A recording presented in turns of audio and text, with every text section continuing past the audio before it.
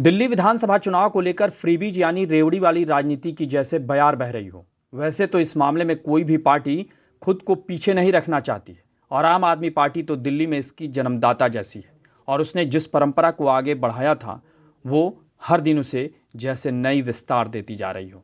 और इस बार तो केजरीवाल जैसा कि कड़ी लड़ाई में फंसे हैं, इसलिए वो गजब की राजनीति कर रहे हैं।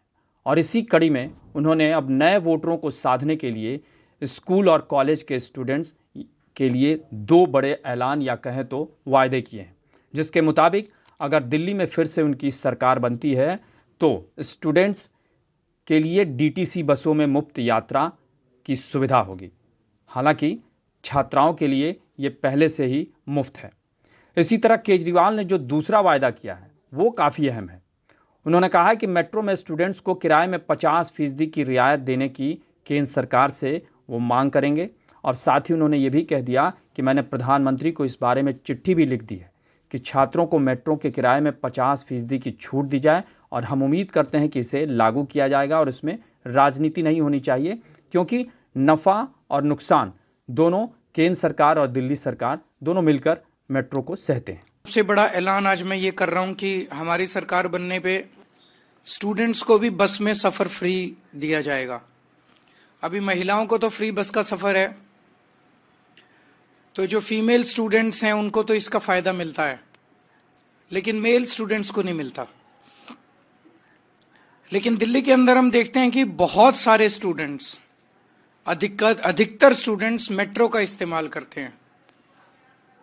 मेट्रो दिल्ली की लाइफलाइन है और मेट्रो बहुत महंगी हो गई है।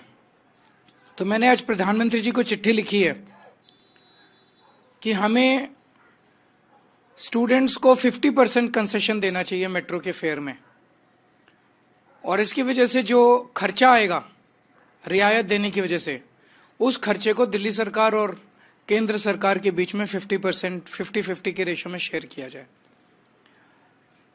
ये बिल्कुल जनहित का मामला है, इसमें कोई राजनीति नहीं है और ना राजनीति होनी चाहिए।